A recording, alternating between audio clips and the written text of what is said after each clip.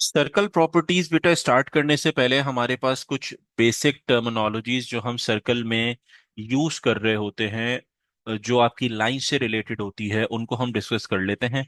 और उसके बाद फिर हम जो है वो आगे उनकी प्रॉपर्टीज को देखेंगे, किस तरीके से हमारी प्रॉपर्टीज दो टाइप्स में बाइफरकेट हुई हुई हैं, symmetrical properties and angular properties. ठीक है। तो सबसे पहले आपके पास लेट से कि अगर मेरे पास एक सर्कल है और वो circle it is having a centre, ये आपके पास सेंटर आ गया। ठीक है। अच्छा, अब जो ये सेंटर ऑफ अ सर्कल आपके पास होता है, इस सेंटर ऑफ अ सर्कल पे अगर कोई लाइन इस तरीके से पास करे जो सर्कल के दोनों एंड्स को टच करे, but the condition is it's passing from the centre, तो ये मेरे पास क्या कहलाता है बेटा? डायामीटर कहलाता है।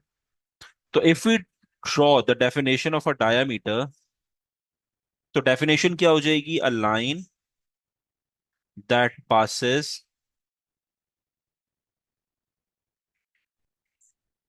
From the centre of a circle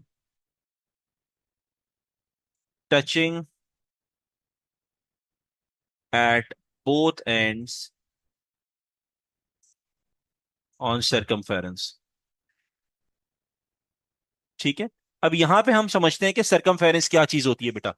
circumference हमारे पास यहां पर एक ऐसी, ये जो बाउंड्री आपके पास है पूरे सर्कल की, इसको क्या कहते हैं? हम सरकमफेरेंस कहते हैं। तो जो outer surface of a circle होता है इसको हम सरकमफेरेंस कहते हैं, और एक ऐसी लाइन जो सर्कल के, जो अपने दोनों एंड्स को सर्कल के सरकमफेरेंस पे टच करे, ज्वाइन करे, और सेंटर से पास हो रही हो, जो सेंटर ऑफ अ सर्कल है उससे पास हो रही हो, तो ऐसी लाइन को क्या कहते हैं बेटा?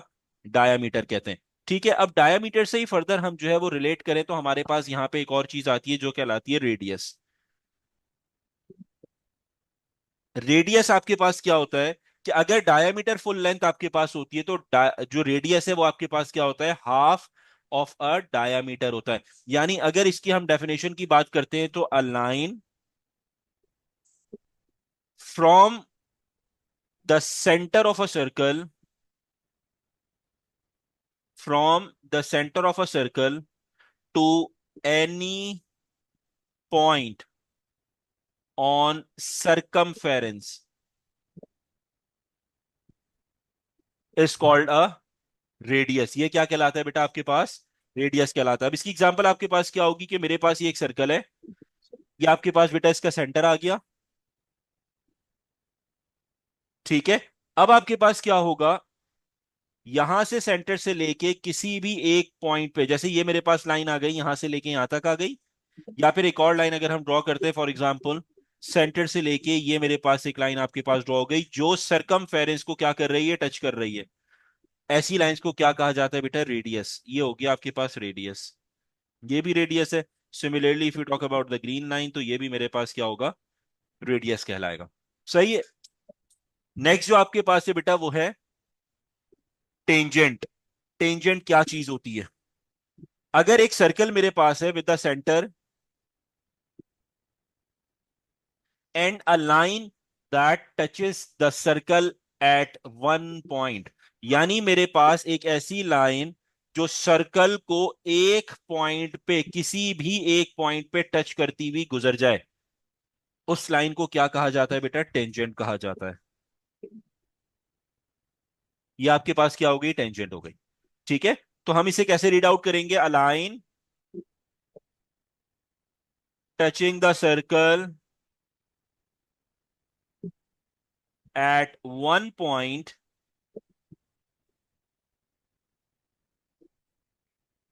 Is called tangent.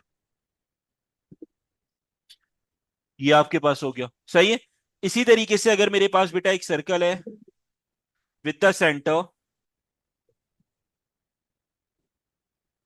And a line which is drawn from one point to another point of on the circumference but is not passing through the center। ये बहुत इंपॉर्टेंट सेंटेंस है कि वो सेंटर से पास ना कर रहा हो। एक ऐसी लाइन जो सरकमफेरेंस पे दोनों एंड्स पे टच तो कर रही है लेकिन सेंटर से पास नहीं कर रही, ऐसी लाइन को बेटा क्या कहा जाता है? ऐसी लाइन को कॉर्ड कहते हैं। तो डेफिनेशन आपके पास क्या होगी? अ line that touches circumference at both ends, at both ends, but the most important thing, but does not pass through the center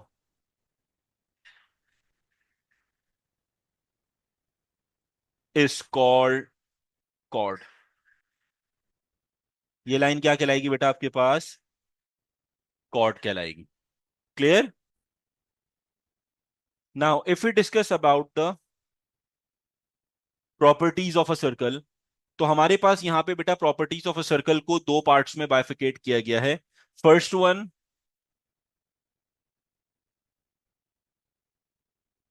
properties of circle. Properties of circle को बेटा दो पार्ट्स में आपको बाइफिकेट किया है। First one is known as the angular properties of a circle, और angular properties नाम से ही बेटा समझ आ रहा है कि these properties deal with the angles mostly. ठीक है, तो ये आपके पास हो गई angular properties of a circle, and second is known as symmetrical properties of a circle. दोनों चीजें आपके पास यहाँ पे हैं, दो टाइप की प्रॉपर्टीज हो गई। First one is known as angular properties and the second one is symmetrical. Angular properties total जो है वो आपके पास बेटा इन क्वांटिटी 5 होती है, and symmetrical properties total in quantity आपके पास 4 होती है। ठीक है, सबसे पहले अगर हम बात करते हैं हमारे पास जो है वो एंगुलर प्रॉपर्टीज की, तो एंगुलर प्रॉपर्टीज के अंदर हमारे पास starting from the first one, symmetric angular properties.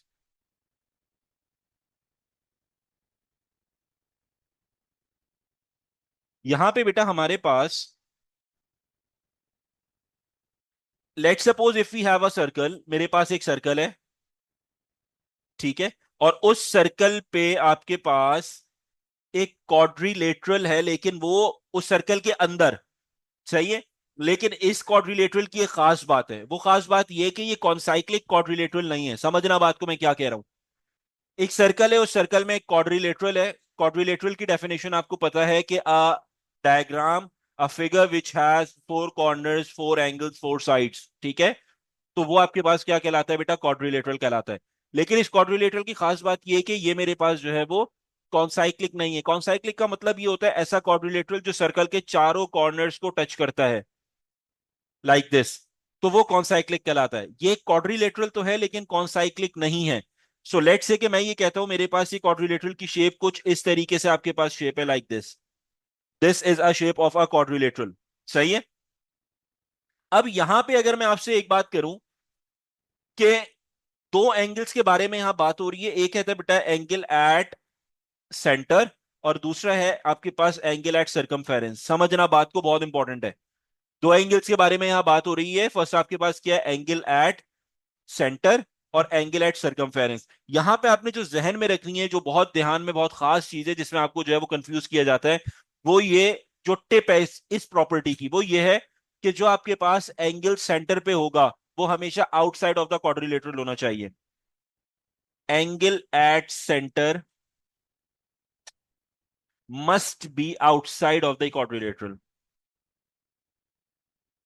must be outside of the quadrilateral।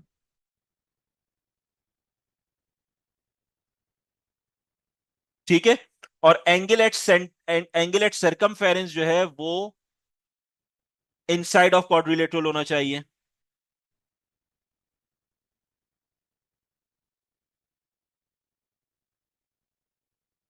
दो चीजें आपके सामने आ गई।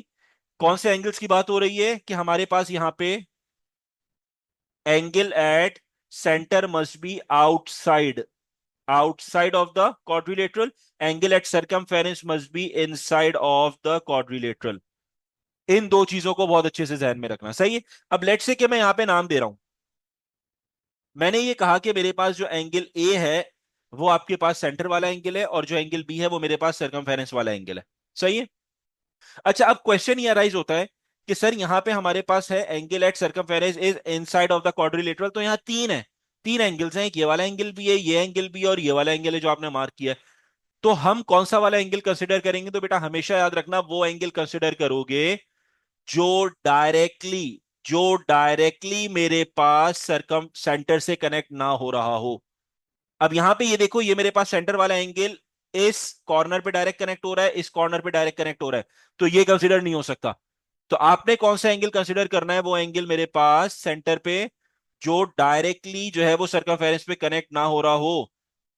थ्रू कनेक्टिंग लाइंस तो कनेक्ट होगा, लेकिन डायरेक्टली सर्कमफेरेंस पे कनेक्ट नहीं होगा। हमेशा वो एंगल इसके जो है वो कंसिडर होगा, उससे रिलेट करेगा। सही है। तो एंगल इसलिए जो है वो ये दोनों सामने आपके पास है। ठीक है।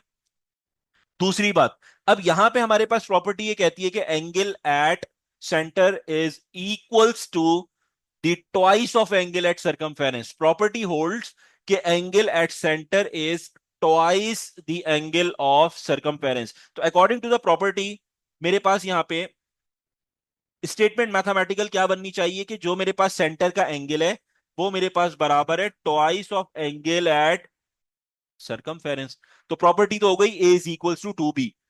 ठीक है। लेकिन जो प्रॉपर्टी की कंडीशन है वो बहुत इंपॉर्टेंट है, और वो ये है कि outside of the quadrilateral must be the centre angle at centre, और inside of the quadrilateral must be the angle at circumference. सही है। तो अब लेट्स से कि मैं ये कहता हूं मेरे पास जो है वो बी की वैल्यू यहां पे 40 डिग्रीज आपको दी गई है, and you have to find out the value of a. आप क्या काम करोगे? A is equals to into 40 which will give you answer equals to 80 degrees. Similarly आपके पास वाइस वर्स ये भी हो सकता है कि आपको जो है वो क्या दे दिया जाए बेटा, आपको ए दे दिया जाए, यानी एंगल एट सेंटर आपको दे दिया जाए और एंगल एट सर्कमफेरेंस आपसे पूछ लिया जाए। ये भी हो सकता है आपके पास। सही है। अच्छा, ये तो आपके पास एक सिनेरियो हो गया कि क्वेश्चन अगर इस तरीके से आता है आपने आइडेंटिफाई कर लिया। सेकंड चीज क्या होती है, इसी क्वेश्चन के अंदर आपके पास कुछ मैनिपुलेशन होती है, कुछ चेंजिंग होती है, और आपसे जो है क्वेश्चन को थोड़ा सा चेंज करके पूछा जाता है कि लेट से ये आपके पास सेंटर है, ये आपके पास जो है वो शेप है, और यहां से मैंने, now this is your figure, ये आपके पास जो है वो शेप आ गई। ठीक है। अब इसमें क्वेश्चन ये है, अब आपके पास अगर चेक करो तो we are having the angle at centre, we are having the angle ये this line which is connecting to these circumference. तो ये तो एंगल मैं कंसिडर नहीं कर सकता, तो डेफिनेटली जो रिलेट एंगल करेगा वो एंगल कौन सा वाला रिलेट करेगा? जो ऑपोजिट है इसके, वो ये वाला है। तो इसका मतलब है ये मेरे पास दिस टाइम एंगल बी जो है वो ये हो जाएगा मेरे पास। ठीक है। अब क्वेश्चन अगर इस तरीके से आता है, स्टूडेंट कंफ्यूज है कि यहाँ पे कौन सी वाली प्रॉपर्टी अप्लाई की जाएगी, तो बेटा जहन में एक चीज को रखना कि यहाँ पे दो ही एंगल्स के बारे में बात हो रही है, angle at centre and angle at circumference. तो property will remain same, first property ही यूज की जाएगी कि मेरे पास यहाँ पे अगर मैं कहता हूं ए की वैल्यू यहाँ पे 100 डिग्रीज है and they ask you to find out the value of B, तो यू हैव आइडेंटिफाइड कि क्वाड्रिलेटरल की जो शेप है वो ये शेप है क्वाड्रिलेटरल की, and centre angle is still outside. सही है। कंडीशन पहली ध्यान में आनी चाहिए कि centre angle is still outside and circumference angle is inside of a quadrilateral. तो इसका मतलब ये कि मैं डायरेक्टली यहां पे जो है वो क्या अप्लाई कर सकता हूं? प्रॉपर्टी ये कहती है कि angle at centre is equal to twice of angle at circumference, उसके बराबर है। तो अगर मैं यहाँ पे 100 सब्सटीट्यूट करता हूं इक्वल्स टू बी, तो मेरा जो बी का आंसर है वो क्या आएगा? 50 डिग्रीज आएगा। तो पता ही ये चला कि जो सेंटर एंगल होता है वो हमेशा बड़ा होता है, वो हमेशा लार्जर होता है as compare to the angle at circumference. Circumference का एंगल जो है वो सेंटर से हमेशा छोटा होगा, और जो आपके पास सेंटर का एंगल है वो हमेशा बड़ा होगा आपके पास। ठीक है। अब इसी से रिलेटेड एक और सिनेरियो आपके पास क्रिएट होता है, और वो ये कि अगर मैं ये कहता हूं कि मेरे पास यही सेम शेप है, ठीक है, और मैंने थोड़ा सा जो है वो यहाँ पे अपनी फिगर को ऐसे यहाँ पे कर दिया, थोड़ा सा समझना बेटा बात को, लाइक दिस। सही है। अब यहां पे चेक करो एक चीज, ये मेरे पास शेप है, यहां पे हमारे पास अगेन आपके पास दो एंगल्स के बारे में बात है। ये देखो, ये सेंटर वाला एंगल यहाँ पे कनेक्ट हो रहा है और यहाँ एंगल कनेक्ट हो रहा है। इसका मतलब क्या हुआ कि मेरे पास यहाँ पे जो है ये दोनों कॉर्नर एंगल्स तो इसके साथ रिलेशन में नहीं आ सकते। तो सेंटर का एंगल जो है वो किसके साथ रिलेशन में आएगा? विद दिस एंगल जो सर्कमफेरेंस पे। तो ये हो गया बी। ये बात भी समझ आती है, ठीक है। अब यहां पे प्रॉपर्टी अगेन चेक करनी है। मैंने कंडीशन प्रॉपर्टी की क्या थी कि क्वाड्रिलेटरल के अंदर जो आपके पास सेंटर वाला पार्ट है, सेंटर का जो एंगल है वो आपके पास जो है वो क्या होना चाहिए, आउटसाइड, और जो दूसरा एंगल है सरकमफेरेंस का वो इनसाइड होना चाहिए। तो अगर मैं इस क्वाड्रिलेटरल को गो थ्रू करता हूं, इस क्वाड्रिलेटरल के अंदर आपके पास ये लाइन ओवरलैप जरूर कर रही है, लेकिन अगेन ये क्वाड्रिलेटरल के, अगर इस लाइन को देखो, ये लाइन मेरे पास जो है वो ओवरलैप कर रही है, लेकिन ये एंगल अभी भी बाहर ही है, अभी अंदर नहीं है, क्वाड्रिलेटरल के अंदर नहीं है, अभी भी क्वाड्रिलेटरल के बाहर ही है। तो क्योंकि ये एंगल मेरे पास क्वाड्रिलेटरल के बाहर ही है, तो ये मेरे पास बिल्कुल सही एंगल है जो कंडीशन को फुलफिल कर रहा है, सेंटर का एंगल। और जो मेरे पास ये वाला एंगल है वो सरकमफेरेंस का इनसाइड ऑफ अ क्वाड्रिलेटरल है, तो कंडीशन अगेन होल्ड सेम। यहां पे मेरे पास क्या हो जाएगा कि we can directly say that the angle at centre is twice the angle at circumference. अब यहाँ पे लेट्स से कि वो बी की वैल्यू आपको जो है वो 60 डिग्रीज दे देता है, and they ask you to find out the value of a. तो आप क्या करोगे, ए इज इक्वल्स 2 into 60 करोगे, तो आपके पास जो फाइनल आंसर आएगा बेटा वो आपके पास क्या आ जाएगा, 120 डिग्री। 60 × करोगे तो आपके पास आंसर क्या आ गया बेटा, 120 डिग्रीज आपके पास यहाँ पे आ गया। सही है। अब बात कर लेते हैं आपके पास इसी का तीसरा सिनेरियो। ये सारे वो सिनेरियोज हैं जो बेटा आपके पास जो है वो क्वेश्चन में पूछे जाते हैं, जो आपके पास पास पेपर क्वेश्चंस में आए हुए हैं, ठीक है। अब लेट्स से कि मैं एक और सिनेरियो आपको देता हूं, और उसके अंदर आपसे पूछा जाता है कि अगर मेरे पास, ये आपके पास अगेन शेप है, लेकिन दिस टाइम ये मेरे पास कुछ इस तरीके से आपके पास आ गया, ठीक है।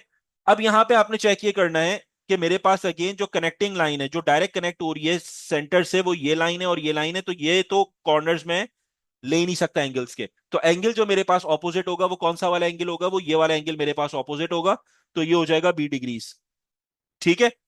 कंडीशन क्या कहती है, कंडीशन ये कहती है आपके पास, अच्छा क्वेश्चन में वो कहता है कि लेट्स से ए की वैल्यू आपके पास यहां पे 200 डिग्रीज है, and they ask you to find out the value of B. अच्छा 200 नहीं लेते, इसको लेते हैं हम 150, क्योंकि इतना है नहीं है, दिखने में भी इतना नहीं है, सही है।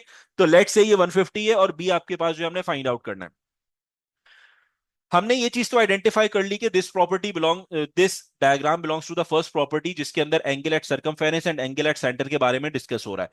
अब आपने ये देखना है कि what is the condition of the first property. Condition of the first property is कि the angle which lies on the centre, which lies on the center must be outside of the quadrilateral, and the angle which lies on the circumference must lie inside the quadrilateral, ठीक है। तो यहां पे अगर मैं देखता हूं, मेरा quadrilateral ये शेप का है, जो कंप्लीट quadrilateral है, जहां कहीं ओवरलैपिंग नहीं हो रही, क्योंकि प्रीवियस क्वेश्चन में ओवरलैपिंग थी, एंड ओवरलैपिंग में कभी भी सिचुएशन चेंज नहीं होती, याद रखना ये बात। यहां पे कहीं ओवरलैपिंग नहीं हो रही है, it's a proper quadrilateral, and this quadrilateral is having both angles inside the quadrilateral, सही है। तो यहां पे मेरे पास ये भी इनसाइड है, ये भी इनसाइड है, लेकिन मेरे पास जो चीज थी, जो कंडीशन थी वो ये कि एंगल ये वाला जो है, ये वाला मेरे पास जो है आउटसाइड ऑफ अ क्वाड्रिलेटरल होना चाहिए सेंटर पे।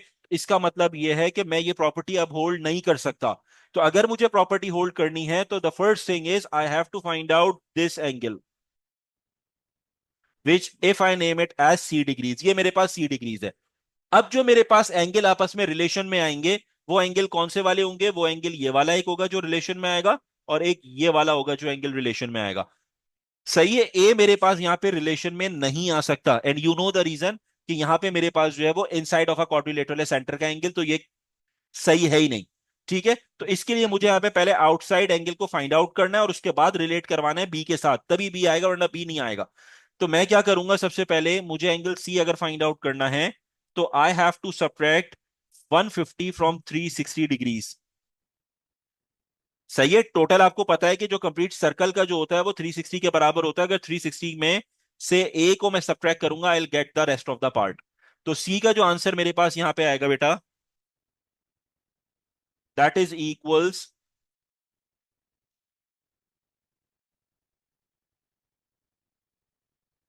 210। ये मेरे पास आ गया। अब सी मुझे पता चल गया। अब मैं सी को डायरेक्ट रिलेट करूंगा बी के साथ, तो दिस टाइम मेरे पास जो बनेगा, that is angle at circumference which will be C, angle at centre which is C, is twice of angle at circumference which is b, सही है। तो ए और बी में कंफ्यूज नहीं होना, आपने सिर्फ जहन में ये रखना है कि प्रॉपर्टी किस तरीके से आती है। बेशक आपका वेरिएबल कोई भी हो सकता है, नेमिंग ऑफ द वेरिएबल तो हम कुछ भी दे सकते हैं ना, ए बी सी डी कुछ भी कर सकते हैं। उससे कंफ्यूज नहीं होना, आपने बस जहन में ये रखना है कंडीशन को, कि सेंटर वाला एंगल हमेशा आउटसाइड ऑफ अ क्वाड्रिलेटरल, और जो सरकमफेरेंस वाला एंगल है वो इनसाइड ऑफ अ क्वाड्रिलेटरल होना चाहिए। तो अब मेरे पास सी इज इक्वल टू टू भी है, सी की वैल्यू मुझे पता है दैट इज 210, तो 210 को मैं अगर 2 से डिवाइड करूंगा I will get the answer of B. तो मेरा जो बी का आंसर है बेटा आपके पास क्या आ जाएगा, 105। ये मेरे पास बेटा किसका एंगल आ गया, बी का एंगल आ गया। सेकेंड एंगुलर प्रॉपर्टी आपसे ये कहती है बेटा, if we have a circle with a centre and we are having a quadrilateral, we are having a quadrilateral but this time the quadrilateral is concyclic।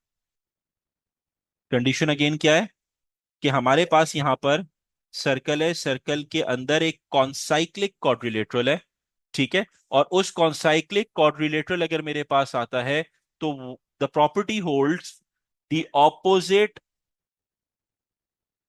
angles of a concyclic quadrilateral, the opposite angles of a concyclic quadrilateral is equals to supplementary, is supplementary, यानी angles opposite in concyclic quadrilateral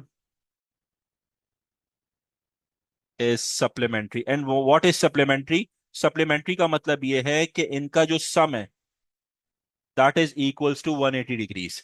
सही है, यानी अगर मैं ऐसे ही कहता हूं ये ए और ये बी है, तो these two are the opposite angles in a concyclic quadrilateral, तो A plus B is equals to 180 degrees आपके पास हो जाएगा। सही है। इसी तरीके से अगर मेरे पास यहाँ पे जो है वो सी है, सी डिग्रीज, और यहाँ पे जो है वो लेट से आपको कहा जाता है कि वी हैव 80 डिग्रीज, ये 80 डिग्रीज है, फाइंड द वैल्यू ऑफ सी, सी आपने फाइंड करना है।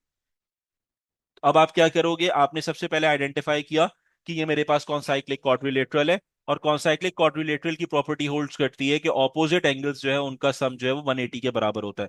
So C plus 80 degrees is equals 180 degrees. अच्छा, ये जो दो एंगल्स हैं, इनका इन दो एंगल से कोई ताल्लुक नहीं होता, ये समझना बात को, ठीक है। हमेशा सिर्फ ऑपोजिट एंगल्स आपस में रिलेशन में होते हैं, ये दोनों एंगल्स आपस में रिलेशन में नहीं होंगे। नहीं होंगे का मतलब ये कि ए और बी के आपस में रिलेशन में नहीं होंगे।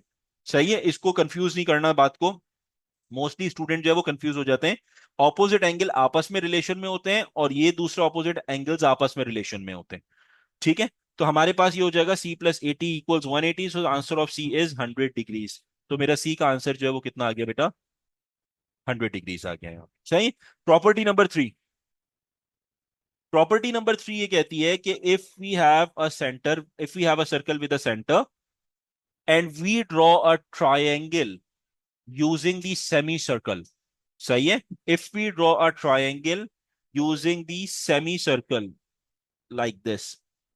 सेमी सर्कल की डेफिनेशन आपको बहुत अच्छे से पता है, a line which divides the circle into two equal parts and that particular line is known as a diameter also। ये मेरे पास लाइन है। सो इस लाइन को यूज करते हुए अगर मैं एक ट्रायंगल ड्रॉ करता हूं, ठीक है, किसी भी, और उसका जो तीसरा कॉर्नर है वो किसी भी पॉइंट पे सरकमफेरेंस को टच करता है, it will always makes 90 degree angle, हमेशा 90 डिग्री का एंगल जो है वो यहाँ पे बनाएगा। सही है। तो अब लेट से कि यहां से मैं बात करता हूं, ये मेरे पास आया और ये आपके पास आ गया, लेट से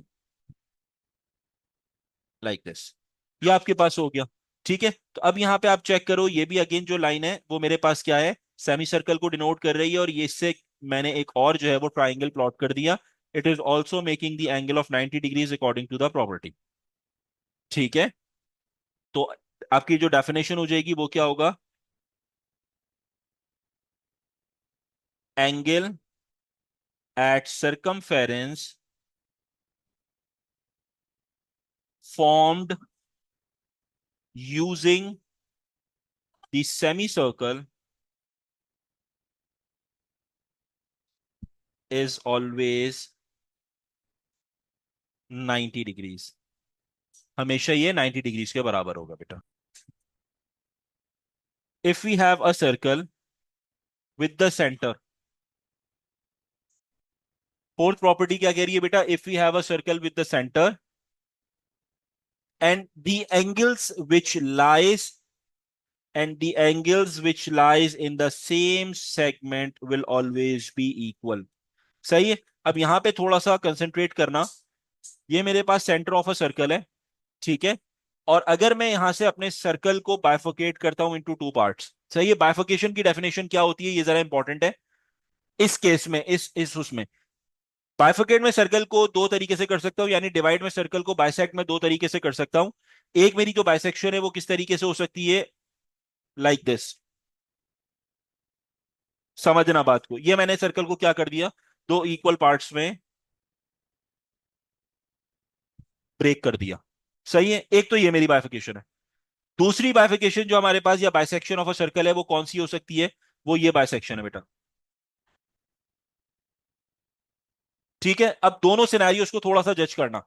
एक के अंदर हमारे पास क्या हुआ है कि आपके पास सर्कल जब जो है वो दो इक्वल पार्ट्स में ब्रेक डाउन हुआ, तो उसने ये जो आपके पास एक ट्राइंगुलर शेप थी, इस दोनों ट्राइंगल्स को सेपरेट किया है।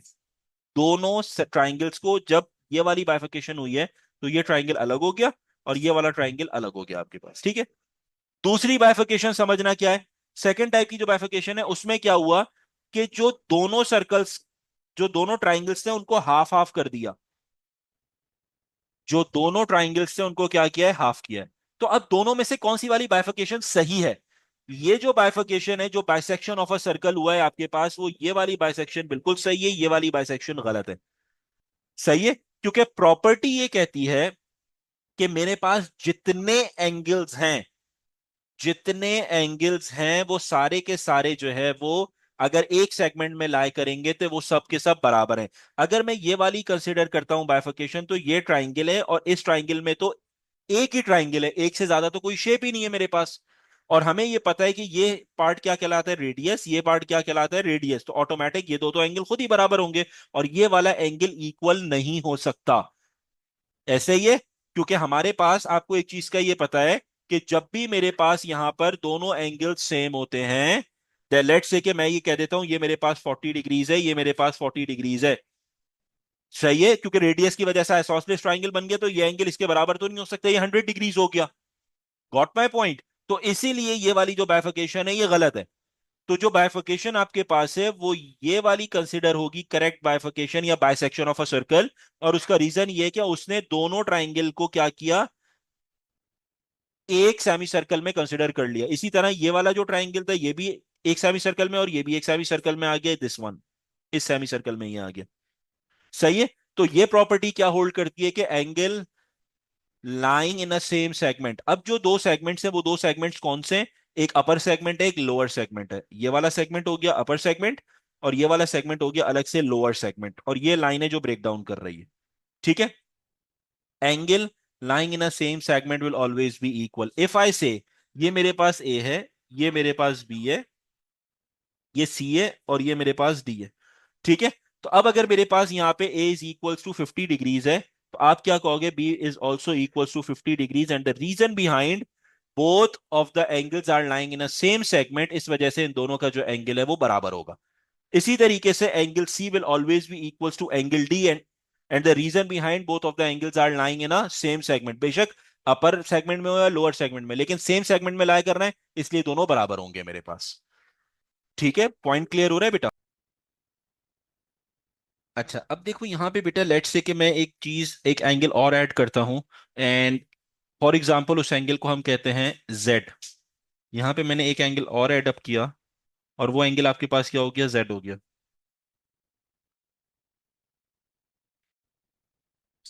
Like this. ठीक है। तो जब ये मेरे पास एंगल ऐड हुआ है, तो हमारे पास ये जो सारे एंगल्स थे, समझना बेटा बात को, ये जो आपके पास सारे एंगल अपर उसमें लाए कर रहे थे।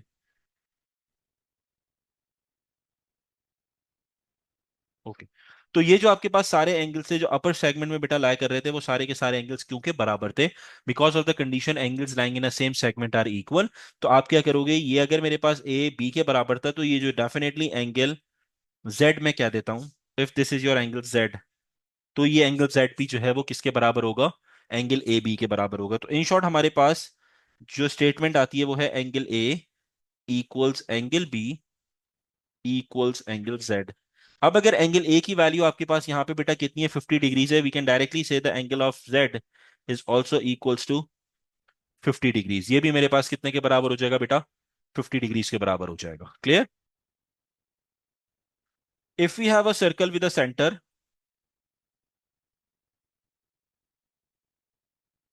राइट, और यहां पे मेरे पास जो है वो इनसाइड ऑफ अ सर्कल आपके पास एक, इनसाइड ऑफ अ सर्कल आपके पास क्या बेटा, एक ट्राइंगल है, और ट्राइंगल के किसी भी ट्राइंगल के किसी भी कॉर्नर जिसे हम वर्टेक्स कहते हैं, उससे आपके पास जो है वो एक टेंजेंट पास हो रहा हो।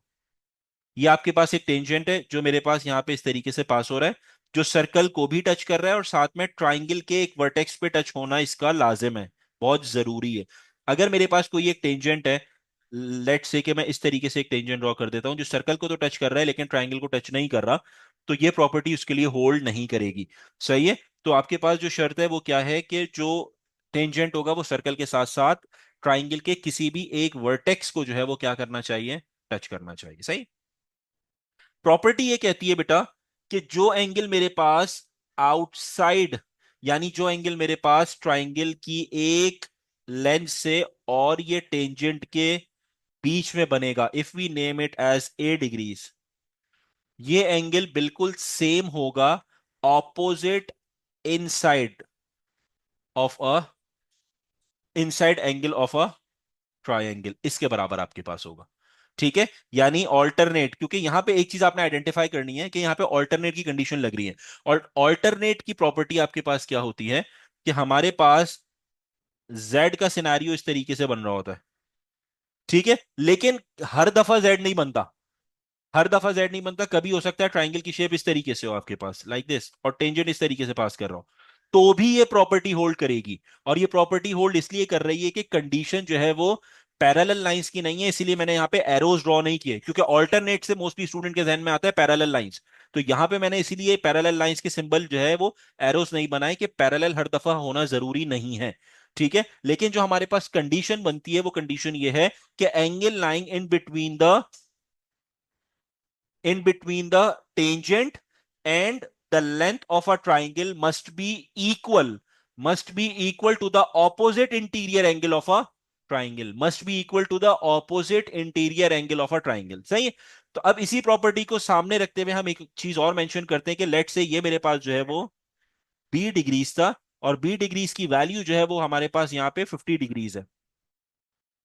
सो अब मुझे ये बताओ कि कौन सा वाला कॉर्नर मेरा ट्राइंगल का ऐसा होगा, कौन सा वाला कॉर्नर मेरा ट्राइंगल का ऐसा होगा जिसका जो है वो वैल्यू 50 डिग्रीज होगी।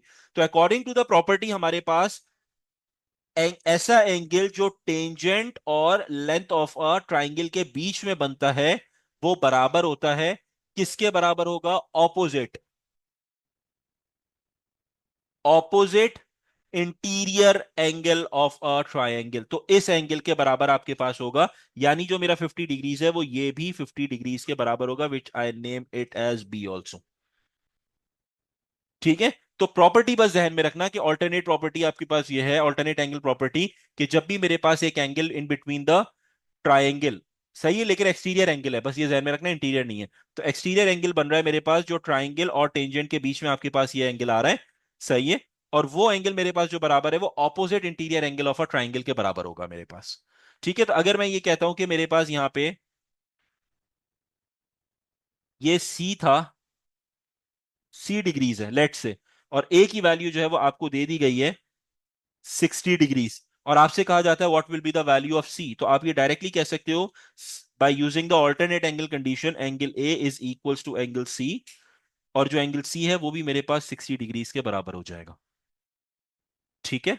तो ये पांच आपके पास एंगुलर प्रॉपर्टीज हैं, और मोस्टली जो क्वेश्चंस आपके पास होते हैं जो सीआई में आते हैं आपके पास, या आपके पास जो है वो पास पेपर क्वेश्चंस में जो नोटिस की गई है वो ये कि आपके पास मेजॉरिटी क्वेश्चंस जो रिलेट करते हैं वो angular properties of a circle से रिलेट कर रहे होते हैं, और इसमें कोई जो है वो हिंट या कोई तुक्का नहीं है कि हम ये कहें कि नहीं फर्स्ट प्रॉपर्टी या सेकंड प्रॉपर्टी से ज्यादा क्वेश्चन आते हैं, ऐसा कुछ नहीं है। मिक्स एंड मैच क्वेश्चंस होते हैं। ठीक है, दो प्रॉपर्टीज भी एक साथ अप्लाई हो रही होती है क्वेश्चन में, चार चार प्रॉपर्टीज भी एक साथ अप्लाई हो रही होती है क्वेश्चंस में। और कभी कभार क्वेश्चन बेसिक होता है तो सिंगल प्रॉपर्टी या दो प्रॉपर्टीज में भी क्वेश्चन जो है वो आराम से सॉर्ट आउट हो जाता है। लेकिन कहने का मकसद ये कि ये पांचों की पांचों प्रॉपर्टीज आपके पास जो है वो पेपर में आपको मिलेंगी। जो क्वेश्चन आपको सर्कल प्रॉपर्टीज में होगा वो कहीं ना कहीं ये पांचों की पांचों अप्लाई होती हुई नजर आ रही होंगी। तो अगर इन पांच के बेसिक कॉन्सेप्ट्स आपने समझ लिए तो वो आपका जो है वो काम आसान कर देगा। ठीक है, जिस तरह फर्स्ट के अंदर हमने जो डिस्कस किया था वो क्या डिस्कस किया था कि अगर फर्स्ट प्रॉपर्टी मेरे पास होगी तो उसमें हमारे पास जो है वो सेंटर का एंगल आउटसाइड होना चाहिए। जिस तरह हमने ये देखा था कि सेंटर का जो एंगल है वो क्या होना चाहिए, आउटसाइड ऑफ अ क्वाड्रिलेटरल, और सरकमफेरेंस का एंगल जो है वो इनसाइड आपके पास होना चाहिए। सही। सेकंड की बात करते हैं। सेकंड के अंदर हमने ये देखा था कि if we have a concyclic quadrilateral, तो जो ऑपोजिट एंगल्स होंगे कॉन्साइक्लिक क्वाड्रिलेटरल के, इनका सम आपके पास जो है वो 180 के बराबर होगा। ठीक है, but again the condition is कि आपके पास यहां पे कॉन्साइक्लिक होना चाहिए। अगर ये कॉन्साइक्लिक नहीं है और सिंपल क्वाड्रिलेटरल है, क्योंकि जो आपके पास प्रॉपर्टी नंबर 1 थी यहां भी क्वाड्रिलेटरल था क्योंकि इसके चार कॉर्नर्स हैं, 1 2 3 4, लेकिन ये कौन साइक्लिक नहीं है क्योंकि ये जो सेंटर वाला आपके पास है ये आपके पास सर्कल को टच नहीं कर रहा है ये एंगल। राइट। तो हमारे पास यहाँ पे जो है वो सेकंड जो है क्वेश्चन या सेकंड प्रॉपर्टी जो है वो कॉन्साइक्लिक क्वाड्रिलेटरल की है, तो उसका जो सम है आपके पास वो 180 के बराबर होता है अपोजिट एंगल्स के। थर्ड प्रॉपर्टी में हमने ये देखा था कि अगर मेरे पास एक एंगल सर्कमफेरेंस में बनता है यूजिंग द सेमी सर्कल। ठीक है, सेमी सर्कल आपके पास, ये आपके पास सेमी सर्कल फर्स्ट हो गया और ये आपके पास सेमी सर्कल सेकंड हो गया आपके पास। ठीक है, तो सेमी सर्कल को यूज करते हुए, यानी डायमीटर को लेमैन लैंग्वेज में बात की जाए तो डायमीटर को यूज करते हुए अगर मैं एक ट्राइंगल ड्रॉ करता हूं तो उसका जो कॉर्नर सरकमफेरेंस को टच करेगा that will always makes 90 degrees. अब वो किसी भी पॉइंट पे कर रहा हूं, लेट से कि ये मेरे पास है और मैं यहाँ पे जो है वो ट्राइंगल ड्रॉ कर देता हूं तो ये भी 90 डिग्री ही बनाएगा क्योंकि मेरे पास सेमी सर्कल की प्रॉपर्टी को यूज करते हुए ट्राइंगल बन रहा है। ठीक है। फोर्थ प्रॉपर्टी जो हमने डिस्कस की थी वो फोर्थ प्रॉपर्टी ये कहती है बेटा कि the angles lying in a same segment are equal. तो हमने यहाँ पे जो है एक कंफ्यूजन जो स्टूडेंट्स में क्रिएट होती है वो ये कि जो आपके पास बाइफिकेशन होनी चाहिए वो हम किस तरीके से सर्कल की बाइसेक्शन करेंगे या बाइफिकेशन करेंगे। तो दो तरीके दोनों मैंने आपको बता दिए कि आपके पास इस तरीके से भी होता है वर्टिकल और हॉरिजॉन्टल भी होता है। वर्टिकल का रीजन मैंने आपको बता दिया कि वर्टिकल के अंदर आपको पूरा का पूरा ट्राइंगल एक ही कंडीशन में आपको नजर आ रहा होगा जिसके अंदर आपके पास तीनों एंगल्स जो हैं वो यहाँ पे क्या होंगे, बराबर नहीं होंगे, और आइसोसेलेस की कंडीशन से ये दो एंगल आपके पास बराबर होंगे। तो एक ट्राइंगल सिर्फ डिस्कस कर रहे हैं इस वजह से जो है ये सही नहीं होगा। सही है, तो हमारी जो सेकंड बाइफिकेशन है जो हॉरिजॉन्टल बाइफिकेशन है जिसमें दोनों ट्राइंगल को कट किया गया है, अपर पार्ट दोनों ट्राइंगल का एक उसमें आ गया बेटा बाइसेक्शन में या सेमी सर्कल में, और लोअर पार्ट दोनों ट्राइंगल का जो है वो दूसरी सेमी सर्कल में आ गया। तो जब ये वाला सिनेरियो हम यूज करेंगे तो हमारे पास बाइफिकेशन सही हुई है, और इसके अंदर हम जो है वो चीज क्या चेक करते हैं कि हमारे पास एंगल्स जितने लाई कर रहे हैं सेमी सर्कल में वो सारे के सारे यानी सेम सेगमेंट में। सही है, इसे हम अब सेमी सर्कल नहीं पढ़ेंगे सेगमेंट पढ़ेंगे, ये सेगमेंट है। तो एक सेगमेंट में जितने एंगल्स हैं वो सारे के सारे क्या होते हैं, सेम होते हैं। सही। Now we have the fifth property and the last property of angular, जिसके अंदर हमने ये सीखा था कि हमारे पास अगर तो एक लाइन है जिसे हम टेंजेंट कहते हैं, लेकिन उस टेंजेंट की एक खास बात यह है कि वो टेंजेंट जो है वो सर्कल के साथ साथ ट्राइंगल के किसी भी एक वर्टेक्स को टच करती हुई जानी चाहिए। वर्टेक्स क्या होता है, कॉर्नर, कॉर्नर को वर्टेक्स कहते हैं। तो ट्राइंगल के किसी भी एक कॉर्नर को अगर टच करती हुई वो जाएगी तो हम जो है ये प्रॉपर्टी को होल्ड कर सकते हैं। और वो प्रॉपर्टी आपके पास क्या है कि जो exterior angle of a triangle है जो टेंजेंट के साथ मेरे पास बन रहा है वो मेरे पास बराबर होगा opposite interior angle of a triangle. तो ऑपोजिट जो है वो यही है, ना ये वाला ऑपोजिट है और ना ये इसके ऑपोजिट है। ठीक है, जो ऑपोजिट होता है वो सामने वाला होता है, तो opposite interior angle of a triangle के बराबर होगा। इसीलिए हमने कहा था कि ए और सी जो है ये आपस में इक्वल है। अगर ए की वैल्यू आपको 60 डिग्री दे दी जाती है लाइक दिस, तो सी भी डायरेक्टली वो 60 डिग्री के बराबर हो जाएगा। सिमिलरली यहाँ पे जो मेरे पास बी डिग्रीज है ये 50 डिग्रीज के बराबर है। तो इससे रिलेट जो मेरे पास opposite interior angle of a triangle है वो ये वाला है, एंगल है। तो ये भी मेरे पास जो है वो 50 डिग्रीज के बराबर हो जाएगा। क्लियर।